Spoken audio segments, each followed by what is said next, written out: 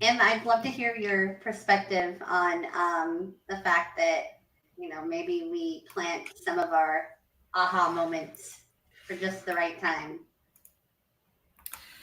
And it's interesting, right? Because we're talking about consciousness, and I believe that, yes, they are planted at a certain time because we have to be at a certain point of our conscious awareness to be able to pick them up and pick those signs up. Otherwise, your work, I guess scientifically, they've proved, I believe, that we live literally in 5% of our consciousness, and 95% of our consciousness is kind of the iceberg below the water, and I guess until we get to a point where we're able to, like you just shared, Laurie, about, seeing signs or seeing angel numbers or seeing, for me, it's always car registrations and I get messages in them, unless you are consciously connected to pick them up, then that you will never pick them up, right? You'll never see those messages because it isn't within your conscious awareness. Yeah, it's like, you know, you said you have to be there, you have to match the frequency. And that's kind of what I've learned through my own growing.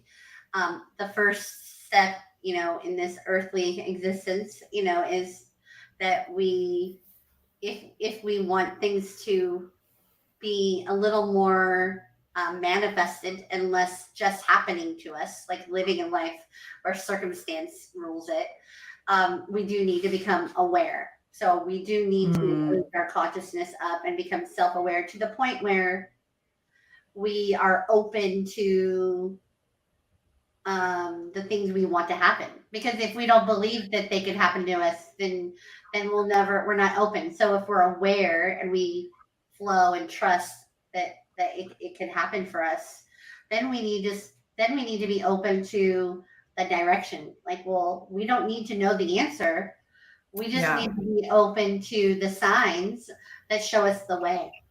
And the signs can come any way. And as I was telling you, a friend of mine asked me the other day if that was, do I always live like that? And I literally see signs from I believe the universe talks to us, and they're everywhere. Yeah. Like signs are everywhere. Like, but you have to be able to read them, because just because, like I had a friend years ago who's both her parents had passed, and I had known their presence. Certain things had happened, and she had family members who had known their presence, and she couldn't understand why they hadn't came to her. And I tried to explain to her that, they may have, you just might not been aware of the message when it came, Yeah. because you have to have your eyes, heart, and mind wide open to see them. You have to expect them, and you have to know I them love that. instantly. It might come from the conversation of the people standing behind you, you know. It might Yeah. come from that little feather that just dwindles out of nowhere. And when you see these things that are random, if you tap into your intuition or just feel the moment, you know, that's where mindfulness comes in. When you catch the randomness, then you can kind of sort of feel maybe where it came from. It's interesting. I've got a little story that I'll share quickly. And so it was the anniversary of my dad's passing last week. And on that morning, I got up and I was like, and even though I work in the psychic space, right? So I connect to him quite a lot.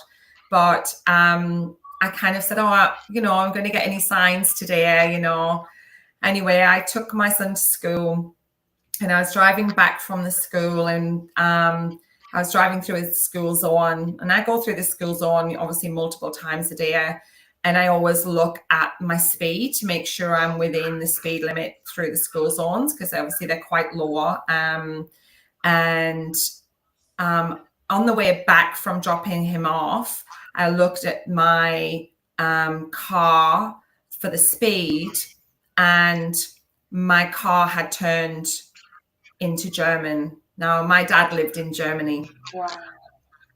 So he lived in Germany a lot of my life.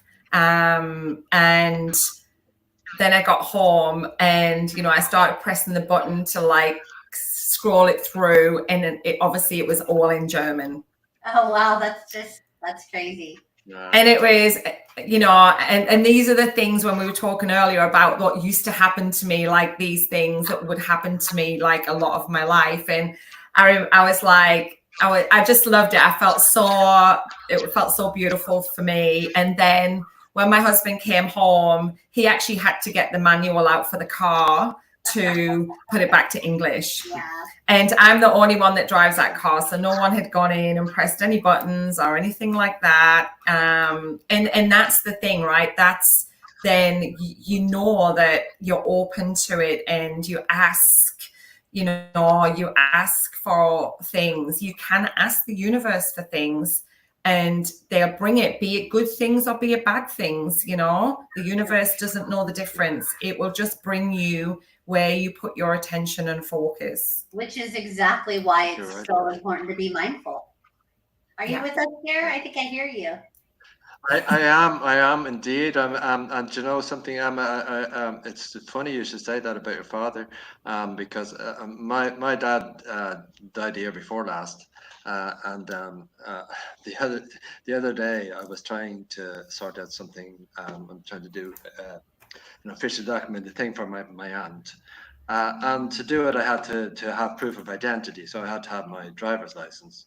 So I went to get my driver's license out of my wallet, and it wasn't there. And I went, oh no. So I figured it could only be, I hoped it was in the house, and it could only be in my little office upstairs.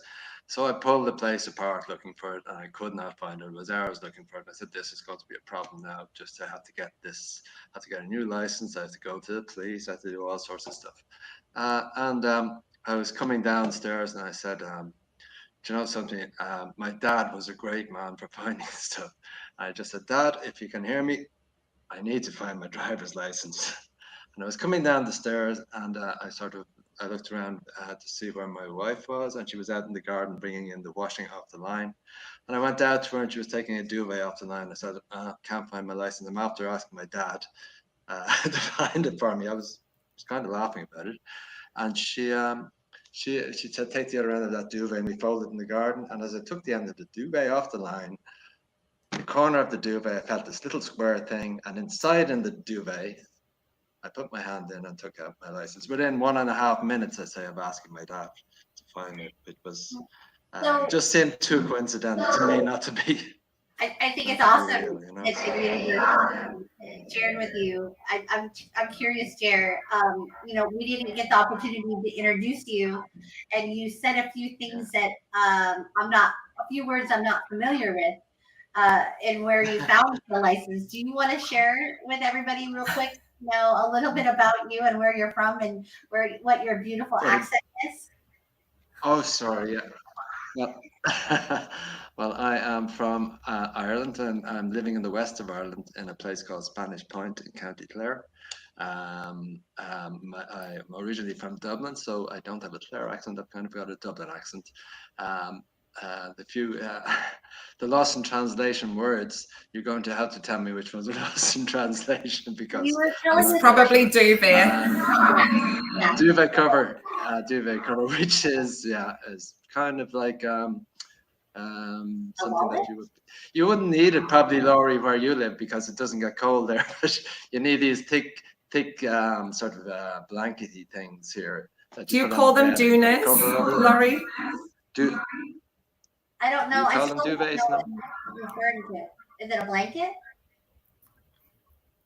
It's like a cover for your thick blanket on your bed, your big comforter. Oh, okay. Yeah, comforter. Yeah, got it. I get it now. That's the good thing about living in Arizona. You don't have to worry about duvets. Oh, I actually have one on it. I do. I love the goose down feather, and I have pets. and and it's white, and they Yeah, want it very to good. come on bed. And so I have one that doesn't, like, the cat and dog hair won't stick to it. So I have one for sure too. So, but I guess I didn't catch it. I was like, oh, that's a unique word. I wonder what that means. So thank you for clarifying, both of you. That's the No conversations problem. beyond the Can I borders, just right? ask?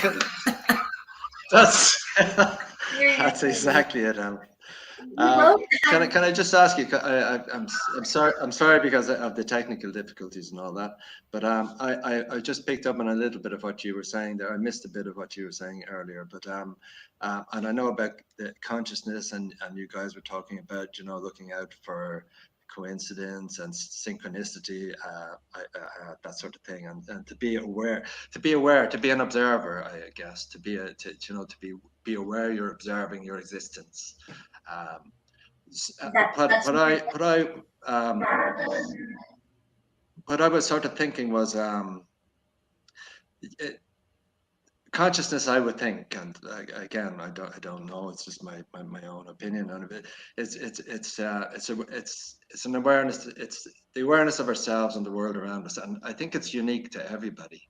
It's it's it's um it's like, you know, we say, oh, that guy over there, he lives in a different world, but we all kind of live in a different world, I think, because we all have a different awareness of what's around us and who we are and what we are and what everybody else is. Like you guys, it's great sitting here talking to you, and I feel that we could have a conversation of lots of stuff that we would totally get Oh, about Em just said the what same we're thing. talking about, which is great. That's fantastic. It Yeah, could go anywhere. but it could go anywhere, and it's and there are commonalities about if you've got a certain way, if you're open. I was watching some little video there. I think you might have put it up, Laurie, about neuroplasticity, and how our brains can rewire themselves if we remain open to um, to listening and learning, and being constantly open to uh, understanding that we don't really know. We're not for sure. We don't know for sure anything. We need to be open to listen and to learn and to expand ourselves and our awareness. And I just wonder what do you guys think? Is it a thing that we say the across borders thing? We seem to have a commonality in the way we're thinking, but other people, is it fear that stops people from allowing ideas that they haven't thought of before, or maybe have decided that wouldn't fit in with their version of what it is like to be alive, to be, you know, to be living? They think they have to think in a certain way, whether that be because they've decided in their own minds that this is the way to live, or whether somebody has told them this is the way to live. Yeah. Uh, Em actually touched at that. you know, She did you? Oh, actually touched sorry, at yeah, I that. missed that Said there. that we get programmed, we get conditioned, and Yeah, that conditioning determines how we view the world, right? And the way we view the world is yeah, our consciousness. But that's where the definition of consciousness is a little shaky, because I was explaining to her that I feel like consciousness is sort of the eyes of the experience, but really maybe it's more. I think consciousness needs awareness. So, like, we could be awake and conscious, like awake and conscious meaning awake, yeah, not asleep in our bed. Like, we're awake, we go absolutely. to work, we're living our life.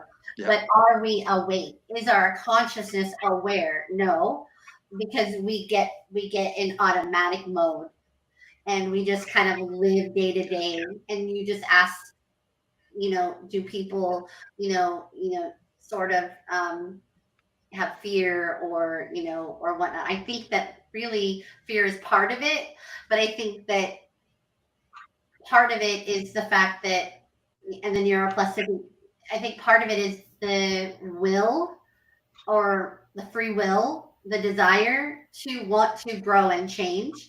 Whereas M had shared a story about how, um, maybe it wasn't M.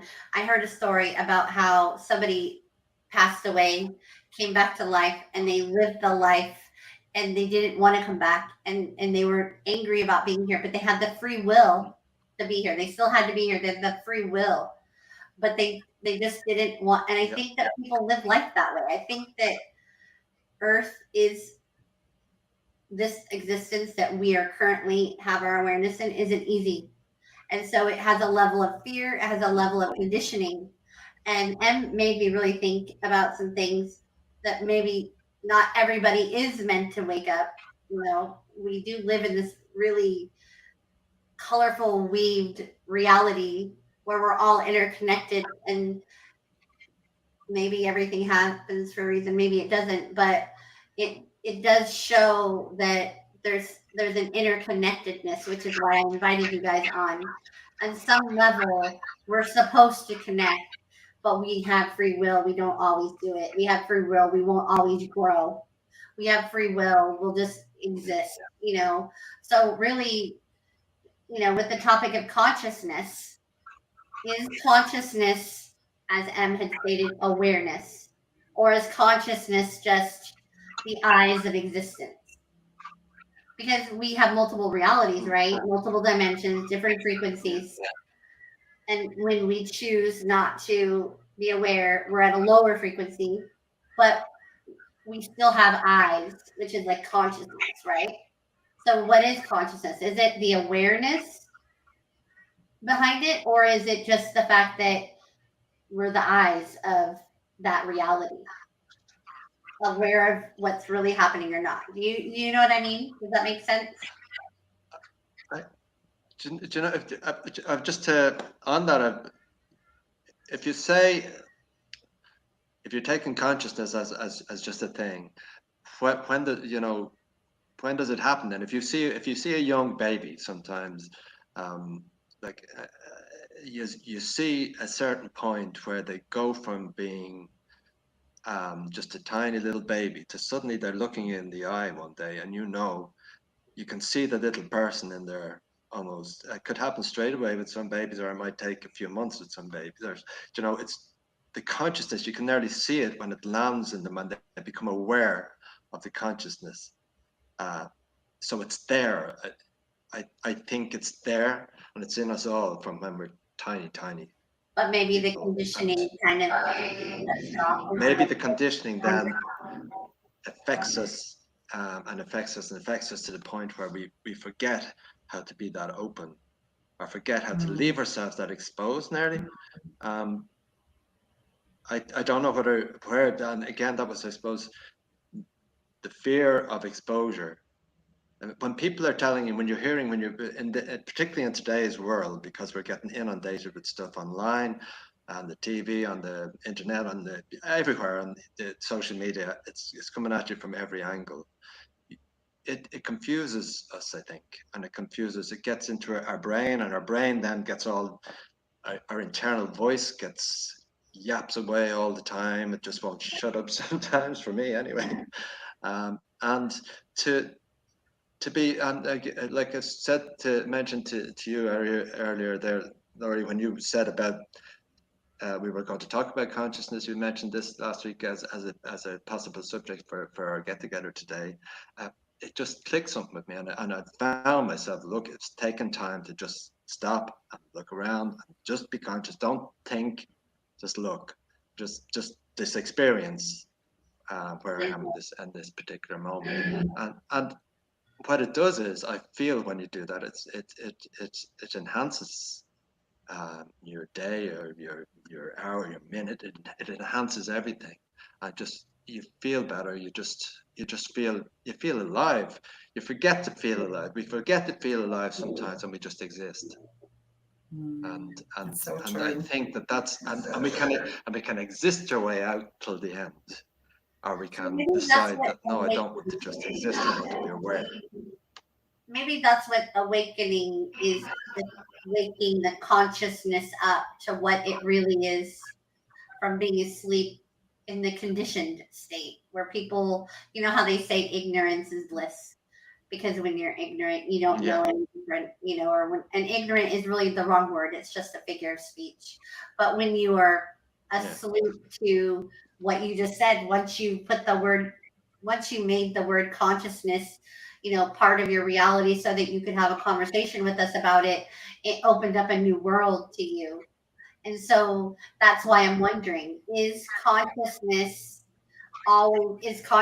just the eyes, and then we have to open them, even though they're you know, like we blinders on, like maybe not when we're born, like you said, because sometimes you look at a baby and they just kind of have that awareness. yeah. But then life, We call them old souls. yeah, and then life, you know, happens, and then we forget. I don't know. And what do you think? Where do you Yeah. think about consciousness? I think I agree definitely with what you guys are saying. I think like in the work that I do as well is a lot of it is developmental conditioning, right? So when we are growing up, we are conditioned by our parents, you know, like obviously unconsciously what's right and what's wrong. And, you know, most of the time we take on their belief systems, what they believe to be true, what they tell us that the world is, society is, how we have to be, how we have to act. And we carry those belief systems with us, and to a point where we come into a consciousness where we go, oh, is that something that I believe? Is that something that is within my belief system? And I think as we start to awaken, certainly in my journey, I started to question, I started to get curious and ask more questions and run stuff through my own belief system, my own filter. Is this something that I want to continue to believe and have in my experience? Or is this something that I've just been told I should believe and that is correct or whatever? And do I want to actually put that down? And this is, I think, the awakening for me was very much around, you know, getting curious and asking deeper questions to myself and seeking to understand. And I think, you know, really, you know, if something was, you know, if I reacted to something, or, you know, there was something which was triggering within my experience, rather than wanting to fight my position and be right and say my belief system is correct, I started to seek to understand, okay, what is it that's going on for me that would have me feel like this, that's being caused by this reality or this position. And then what I then found for me was that I could actually somebody said this to me. I was in some something with someone. I did a container where we were learning some stuff, and this didn't, and the penny dropped for me. So I'll say it because it might with other people, and maybe I'm just late to the party on this, but someone said to me inside of that, we're all living our own belief system, but our belief system is not the truth. It's only our own version of the truth. And for something to be true, it has to be true for everybody for it to be purely true. So we need oxygen to breathe, right? It's true for everyone, right? Everyone has to, you know, breathe to be alive, right? For instance, you know, but you know, we all have our own version of the truth when it comes to, you know, our belief system. And it was really interesting because I was like, I never really thought about consciousness in that way. Or, you know, I'd never really thought about a belief system versus a truth, because often in our experience and our journey and our, you know, our parents bring us up a certain way to believe certain things, and then we have experiences that give us beliefs, you know, ourselves with what to do, what the world's like, what people are like. And it was like a penny drop for me, because I was like, I'm just living a version of my own truth, and everybody else is doing the same. So I guess when I have experiences with people now, I look inside instead of outside. Yeah, I know what you mean. Instead of getting it, yeah, I understand what you mean. What feels right to you? It's not necessarily not looking outside, because we can find a lot of answers looking outside. It's Yeah. just like that when we filter it, we're filtering what's true to us in the moment, and then Yeah. growing and learning from it, because it might not be true to us in a month or a year or Yeah. 10 years later. Yeah. Yeah, I get what you're saying. Listening to both of you makes me think that maybe consciousness is the experience that we're having, the reality. Maybe the word is reality. And sometimes our consciousness has blinders on and is jaded and can't see all possibilities. But maybe, as you stated, Emma, we're not supposed to. Maybe we're here to experience it blinded. Maybe we're here to experience the negative, or maybe we're here to be the negative for somebody else's experience so that they learn what they don't want. So it's super complex, and it makes sense why until now, scientists haven't really been able to define consciousness, because it's one of those words that, it's one of those words. Yeah. But I've always thought consciousness was like the eyes of where you are existing in the moment, because I believe that we could leave this awareness and wake up at another awareness at any given time. And some of that goes in alignment with what I've learned about from near-death experiences, and when they pass over, they say that everybody is familiar. They recognize everybody, but they also see themselves in everybody, and that creates that connectedness and that oneness, as if they are everybody. And that makes me just think that maybe we turn the consciousness off in this reality, and we awaken the consciousness in another reality, and we are that person, as if we've lived all lives and been everybody and experienced everything at some point. And again, that gets so complex, but it makes sense that consciousness is more of just the eyes of the reality that you're experiencing at the moment. And that's why people talk about quantum leaping, right? Like quantum leaping timelines, because you upgrade your consciousness so quickly that you can actually jump timelines where you wake up in a different reality, basically, like what you just said, Laurie. Jared, you come from Ireland, where there's a lot of folklore and stories that are still exist in your everyday experience. And when I met last time, you had some great stories to share. And here we are talking about consciousness, and we're talking about parallel realities and quantum jumping. But when you look back to some of your stories, I'm thinking that even the way we interpret some of those stories would be more in our today's definition of what those words mean. But maybe some of those stories really were about these things, like fairies being able to go between dimensions and time, and other mythical beings and whatnot. And maybe those stories are covering the things we're talking about today. Yeah, it's I think we talked a little bit about this fairy fort on the hill behind me, and they're all over the place. I don't know, Emma, they'd be in northern England too, wouldn't they? These they're circular forts, old, really they're old settlements from 1,000, 2,000 years ago, but they're dotted all over the place here. And it's funny because I suppose Ireland would consider itself a modern country now.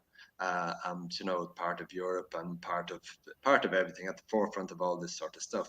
However, when it comes down to it, it's funny because within these fairy forts, I didn't actually talk to you about this on the last time, Laurie, but there's these old fairy fort. They call it FORT. They're kind of like they're circular. They're circular, and they tend to be overgrown with white thorn trees now because the farmers and all that who would have them on their land, they're afraid to touch them because even though we have this real modern society and all now, they'd say, sure, why would you take a chance on touching the old bush there because the fairy might come after you and bad luck would come to you and all this sort of stuff.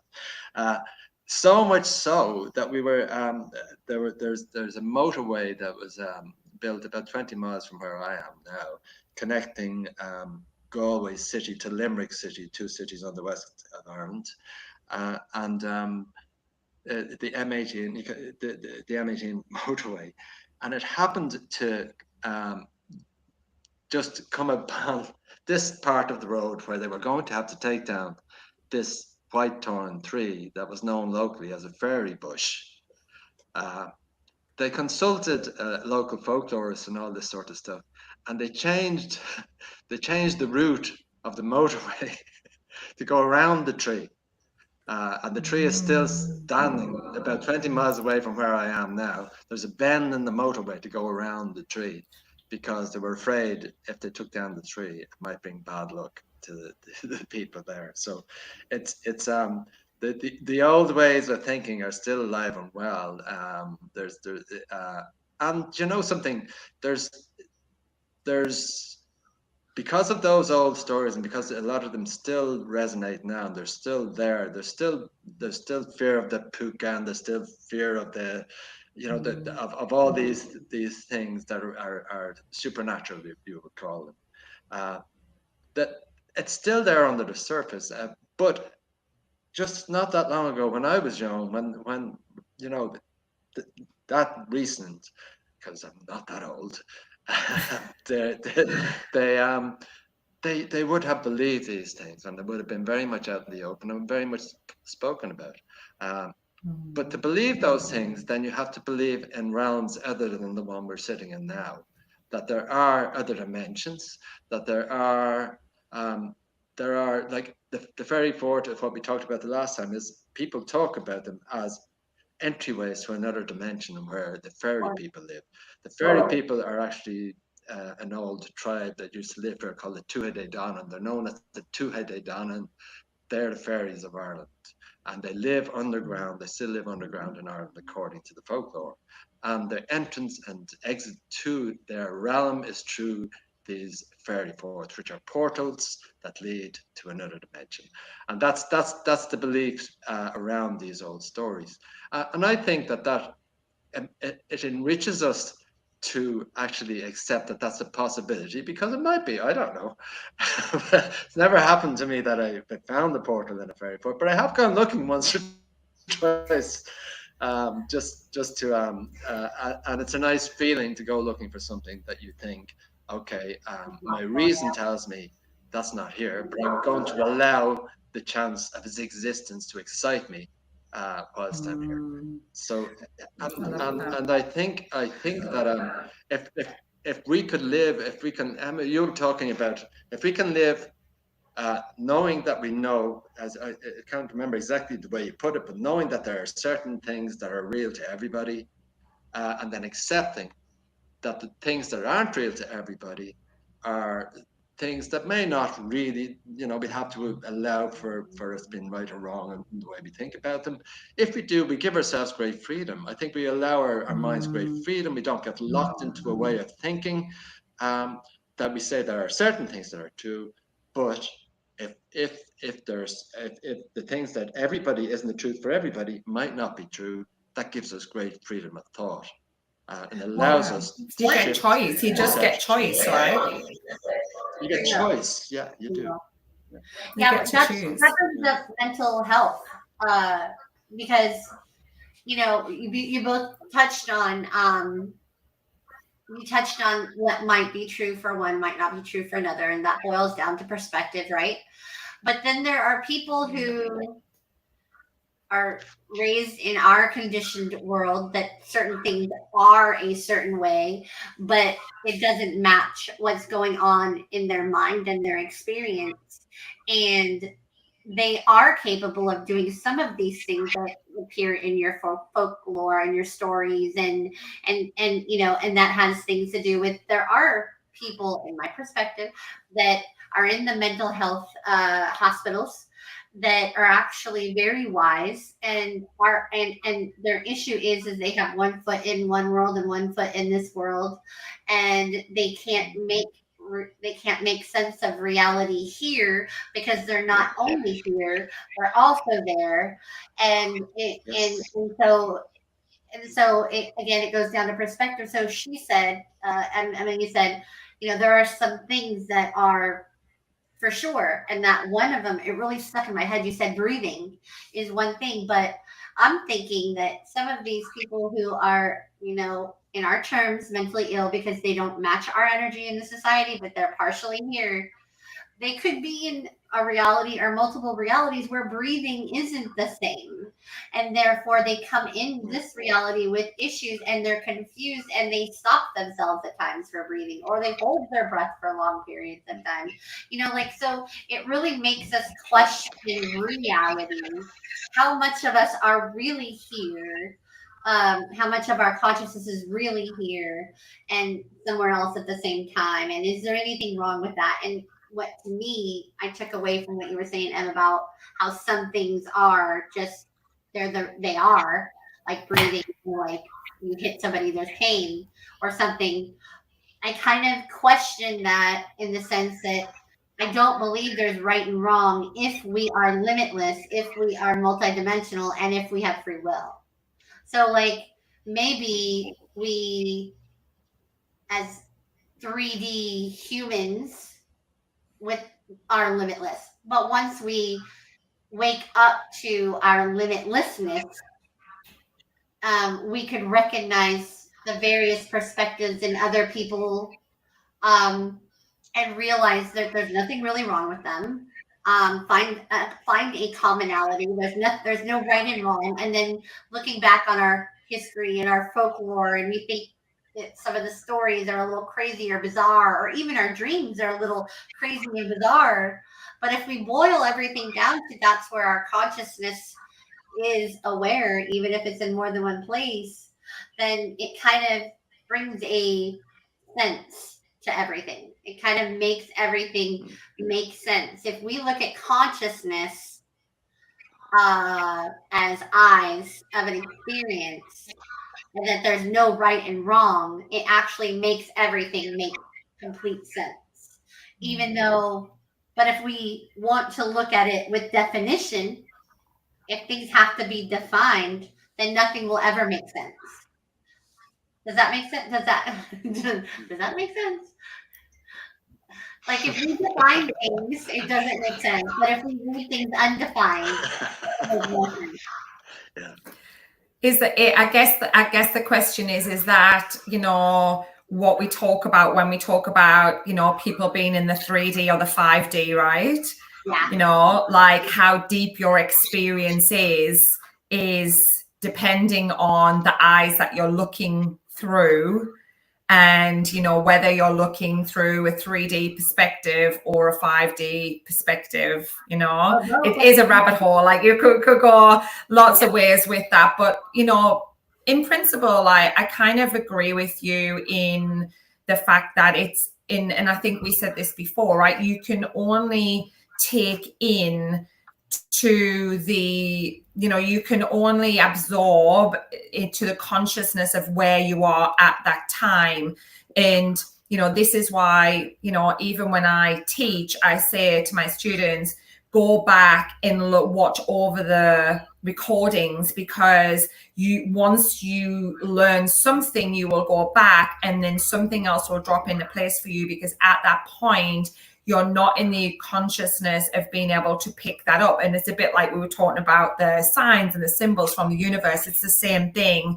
Yeah. When we're looking through a more high definition eyes, then we are able to see those signs that we couldn't see before, because we're open, our consciousness is more open and more aware. And I often say to people as well that it's to explain what that is, and maybe this resonates, it's like we can call in our own experience depending on where we put our focus. And I often say to people, the analogy of whoever made the analogy as everything comes in threes, where two bad things will happen to you and then you go, okay, just give me the third one, get it out the way, I just want it. Yeah. And you literally call it into your experience, right? And generally it happens, doesn't it? And then you go, there you go, because you just proved yourself right. I knew something else was going to happen. And this is where I always say to people, universal law is, for me, in my belief system, is, you will experience what you call into your experience, be it good or bad. The universe doesn't know what you don't want and what you do want. It just knows where your focus is. And it gives you more of where your focus is. And I've lived that experience for myself as well. And then, that repeated pattern that we say, the universe will give us the same lesson, over and over until we make and our awareness is high enough for us to make a different decision. The term I've used is that energy flows where attention goes. Yeah, absolutely. Yeah. And that includes anywhere. So like the conversation I've had a lot lately, and I actually have had this conversation a lot throughout the years because it really is hard for some people to grasp. But attention, so for example, war or tragedy or something horrible that you don't wish on somebody happens. And some people take on empathy for it, and they feel the tragedy and they feel the emotion, and I tell people, when you do that, when you are empathic as opposed to compassionate, you are taking on something that isn't even yours, and you're experiencing something you don't need to experience, and you're amplifying that negative experience instead of recognizing what happened and then sending back the exact opposite energy that it needs to heal and grow and learn. Where, so your attention is, oh my God, this awful thing happened, and you're amplifying it. And our society does it. And I don't know about your different, cultures, but for example, like in the United States, we are in election season, and we're political. We have the Trumps, and then we have the Kamala Harris's, right? And I'm not a political person, and I don't give my energy to it. I do get entertained by it at times, but ultimately, when something tragic happens, like the people that follow Trump believe that there's this world happening where these horrible things like sex trafficking are happening, and Kamala Harris's world, something totally different. But wherever we are putting our focus, we're sending it that negative energy. And here we are in an election when we should be sending the energy to our government of positivity and enlightenment and like a great year ahead. And, and that's not the energy we're sending to this election that's going to change our lives. So I can't give it positivity. I choose to just turn it off and not give it my energy at all.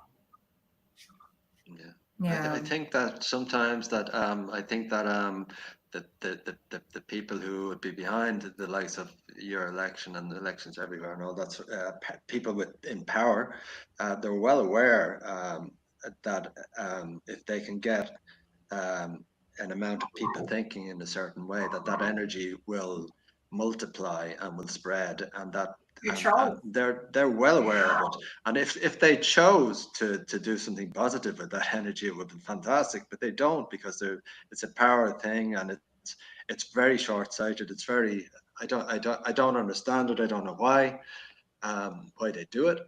The world could be a much better place if they chose to.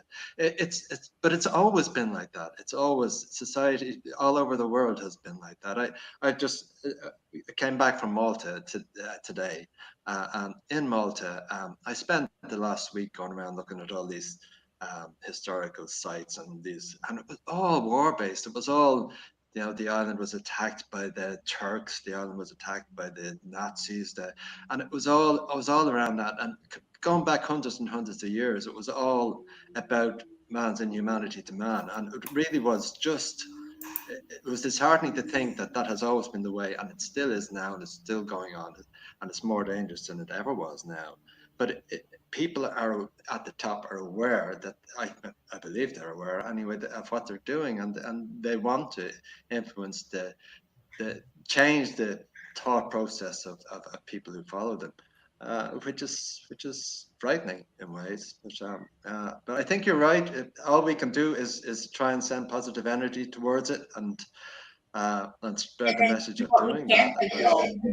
And the only thing we can control is our own actions and our own where we do send our actions. That's the only thing we can. Yeah. Can I ask a question just on just something that had occurred to me a few times while you guys were talking there on consciousness?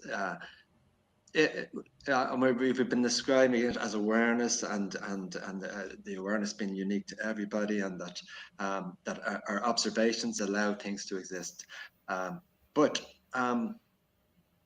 outside of our, and you've also touched on this, near-death experiences, when we do pass over and are gone, what happens to our consciousness? Do you guys think that there's this is the thing, within our consciousness now, our individuality, if you want to call it that, of our corporeal, our in our body consciousness, we create an individual thing that's supposed to be us, you know. So when we do cross over and our energy dissipates into whatever, where does our consciousness go? Are we still aware of, you know, is it just subsume into this? I know nobody can answer this. So, no, I think there are different things, right? Yeah. I'm gonna let you go first because I'm super excited to answer it, and I don't want to take away from your experience because you go first. No, that's okay. I think that, you know, nothing you would say would take away from my experiences, right? Because we're all having different experiences and, you know, belief systems. So I guess my belief system, given that I do talk to dead people for a living, is that, you know, my belief is, you know, we're obviously our soul, you know, evolves. So our soul can have multiple lives, and, you know, with the experience and consciousness that you have in this life is like an extension of or like a larger soul. So each life that you're living, you are, you know, adding to that soul experience to evolve. And I guess if we talk about, you know, originally coming into this world, do we have a contract or a blueprint of the things that we need to experience to enrich or enhance our soul? You know, my belief is that when we pass, what we do is we get an opportunity to really review our human experience. You know, if it resonates with you that we are a soul having a human experience, then what happens is we get to review our human experience and our contribution, the things that we have and haven't done, almost like from a third party perspective, and integrate that, you know, along the way in the soul. So the experiences and the consciousness, it's just really part of the human experience. And then for me, my belief is that those experiences get added to, you know, a larger soul journey where we've had multiple journeys and our souls are evolving. And a bit like, I think you said it before, Gail, like when a baby's born and then you go, you know, they are an old soul, right? Because you see wisdom within their eyes, within their soul, and you know, their consciousness for me is that baby's consciousness is when that soul then comes online, right? So that's it from a perspective of my perspective, being someone that communicates with people. You know, the conversations I've had with spirit communicators and people in spirit and the information that comes through and that they bring. A lot of the people I work with I am a medium that works with people for healing through connecting with their loved ones. So often in what I do is I'm communicating things that were left unsaid in this world, or, things that needed to be addressed that weren't, to bring healing and closure for people left behind. And that's my focus in what I do. Like, I'm not an entertainment medium, I guess. So yeah, that's it from my perspective. And you just have to take what resonates with you. I think Can I just take a little bit, just to expand it, just to ask you, just to ask you just one little thing on what you said there. Yes. So just so I understand what you're saying.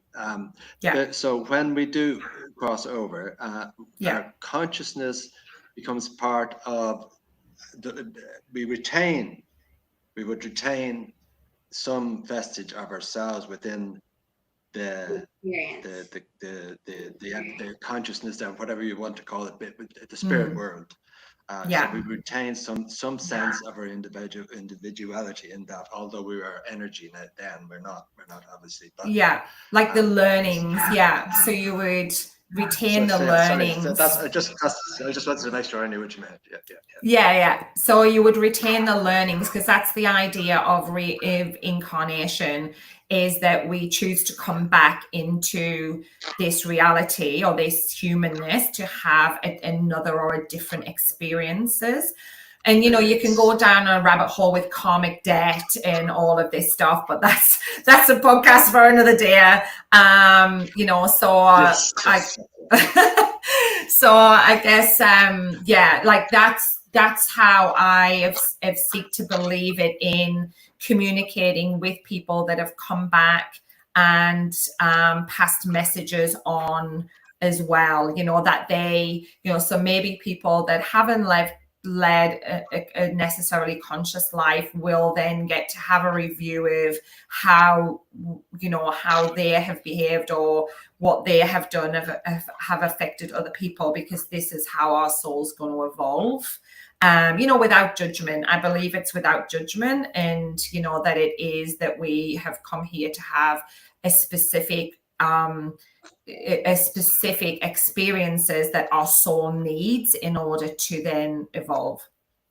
Yeah, I think that your question, Jared, is literally the epitome of what consciousness is. Like, what are we and where does it go, and the questions that everybody says, and your question is about individuality, and individuality as an earthly experience is pure ego, in the sense that and ego is a tainted word, so don't take it the wrong way. Ego sometimes gets looked at like negativity, but ego is very important.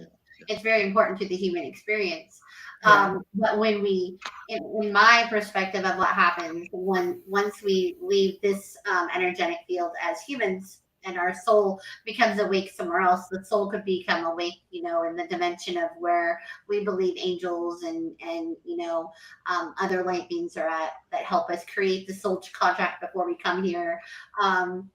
What I think transpires is that our soul, as Emma said, is very grand and has had many experiences. So when we leave this energy field into maybe back to source, where we start to recognize that we're interconnected in oneness, we don't really see ourselves separate anymore as we do in the human experience, where we have an ego. So when we're there and we are in that energy of oneness and connectedness, we do carry with us the story we brought, but we also recognize the stories within all the other beings that we look at and we feel and we become a part of, because of that oneness. There's not separateness in that realm. And so on that note, our soul could have experienced, any possibility whatsoever, from being an alien in another dimension, in another realm, to being a fairy who lives in another realm. And, but right now our consciousness is experiencing this frequency at this exact rate, and all three of us, we're vibrating at the same rate right now because we're having this conversation together.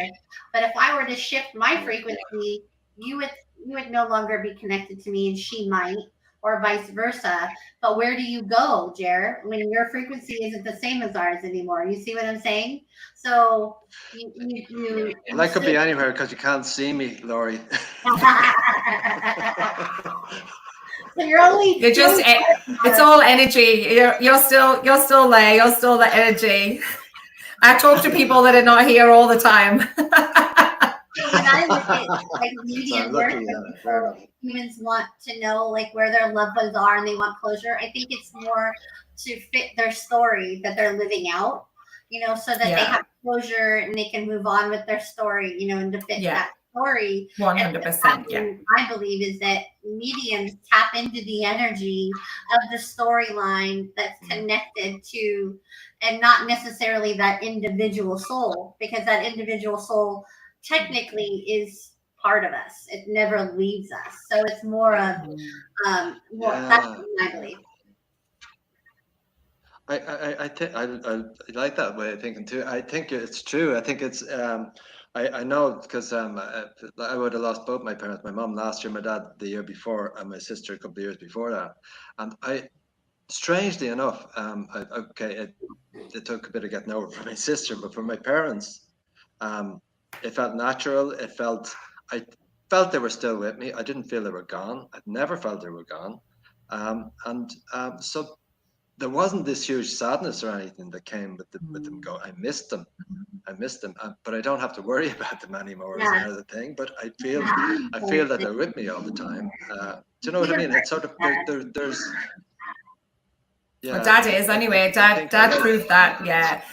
Look, there, and this is consciousness, right? So if you have the belief that your parents are still connected to you and are still around you, you will experience that. There's many people who believe that, and I'll talk about my dad for one of them.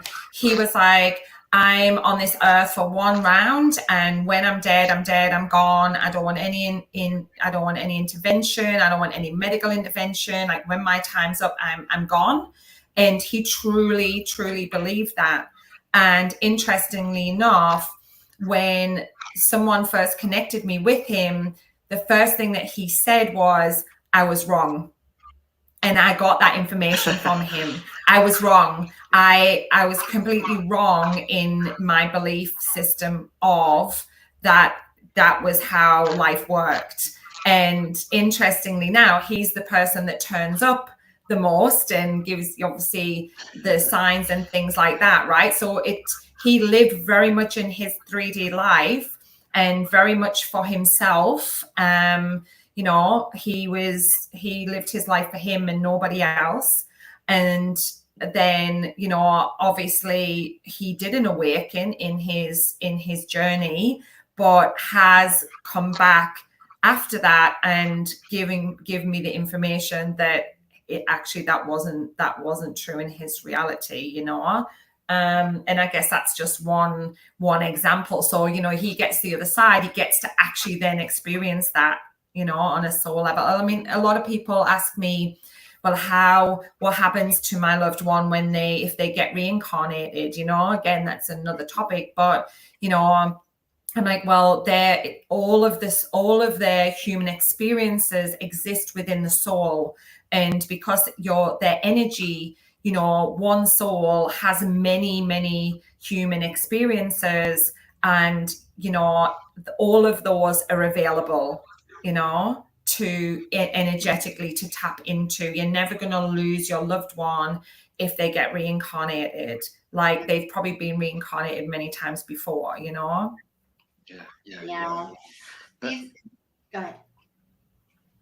So I'm just wondering that. So again, I don't want to go off topic, but with that, and I know that reincarnation. I know time is something that is not a real thing anyway, and all existences probably take place at the same rate, just at a different on a different Frequency. parallel. Frequency. Yeah. So that would mean then that, you know, for instance, your dad, if your dad got reincarnated, but your dad still existed in that frequency, so he would still be there to Just shifted you frequencies, know, literally. yeah, just Yeah, shifted. Okay. definitely, because his energy would have a specific frequency, you know, that you just tap into, and you know, whether you can explain it or not is really just more around whether you believe it. And I know working in this space, there's a lot of people that, you know, like most of us who are working in this space would have had some kind of conscious experience younger that we then shut down. And again, this is like within, certainly for me, that happened. And, you know, I had an experience which frightened me, and then I unconsciously shut down my then having that experience for a really, really long time. And a lot of people you do that, you can't unconsciously or sometimes consciously will shut it down. And you know, I have a lot of people that say, oh, like, you know, talking about bad energy. What about bad energy or entities or things attaching themselves to you? And, you know, someone's put a curse on me. There's a lot of things happen in this space that I'm in. And, you know, when I teach my students, I tell them, you get to choose your experience. You get to choose what is in your belief system and what isn't. Now, I don't entertain any dark energy, bad energy, entities, anything like that. It's not within my belief system that exists.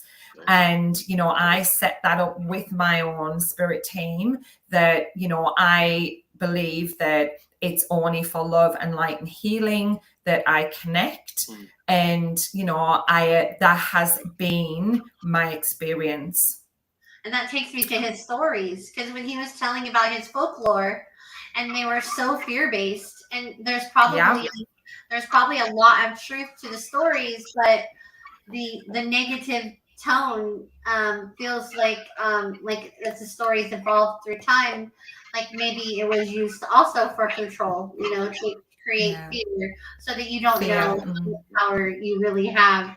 You know, because I don't believe the fairies can do anything we can't do. I believe that we could do those things too if we were at the right frequency. Yeah, and that's the thing. You can go off on a whole. You know, a lot of us are born from star seeds, and you know, like I know that I have, you know, Egyptian, you know, groundings that I came from, and you know, it is a whole other bigger story, right? But, you know, you have to be open to investigating and getting curious. And that's the thing, you know, for me, it's like, if I don't understand something, instead of rejecting it and saying, I don't believe that, that's not true, you know, I now as an awakened woman believe that, you know, I can get curious. Okay, like, tell me more about that. I'm interested. You know, I'm not necessarily going to agree, but I would always acknowledge that, you know, that is a possible experience. And, you know, this is the biggest thing, I think, you know, in the human experience. And as you mentioned, in the ego, which to me, I actually call the ego the protective self. And, you know, the protective self, good or bad, wants to keep us stuck and believe that our experience and what we believe is the truth, and wants to anywhere where we want to judge or shut down other people for their belief is where we want to look, right? Where we want to get curious. What's this bringing up for me? Like, why do I feel something in this? You know, let's investigate a bit more. And this is how I believe we raise our consciousness as well, is because we're open to learning or hearing something different to what we believe. Because our belief systems change on a day-to-day basis. You know, they change because we have a different experience. And then we have a different experience, which then allows us to go, actually, that was my belief. And now I actually don't believe that now, because I've had something else or some other experience and learning that has made me want to look at something in a different light. Yeah, I always do the check. I do a self check when I but I don't close it off to being maybe true later. But I do a self check. So Yeah. if I hear something Yeah. new, like in my podcast I had earlier today, where I talked to Lynn K. Russell about near death experience and her knowledge, she had contradicting perspectives than me in regards to everything happens for a reason, and that's always been something that stuck with me. And now, like, I'm not closed off to it. I'm hoping the universe will put an Easter egg somewhere and like wake me up to maybe why I have that thought. But the point is that I allowed her to have her belief and I have mine, and maybe tomorrow I'll feel different, or a few days later I'll look at it different. Or but the point is I'm not closed to. Yeah. And it's acknowledgement, right? That acknowledgement, and acknowledgement doesn't have to be agreement. Yeah. But and this is how, we would all have such beautiful or better relationships if we chose to acknowledge somebody else's point of view without judging and saying that's not within my belief system, but I'm open to hearing your point of view, right? And this is where we have more enriching relationships. This is where we can talk deeper with people without having to stand our ground and prove that we're right and make someone else wrong. And I always now myself, not in the past, but now where I am in my life, is always seek to understand. I do it with my children. I do it with my husband, situations, clients, and it's, really about acknowledging where they're at and being open to listening to something different and acknowledging that person for where they're at without wanting to make them wrong. And when you do that, it means that both parties win, because everybody is heard and feels acknowledged, rather than most of the time when we want to be right, we are always, and this is the consciousness that we're in, then someone has to win and someone has to lose. No, it just validation is all they need. Just people just want to be heard and respected, and and that's really it. We are hitting over an hour, and we had like at least 20 plus minutes earlier on our first half of the feed. I want to give you both the opportunity to say anything in closing, but I also want to do this again with you guys on maybe a topic branching off of this conversation. And I don't know, like, consciousness to me, I always like to get to the core, and consciousness seems to be the core of everything we're experiencing. So I wanted to start there. If we were to branch off, what would you two want to talk about the next time we meet?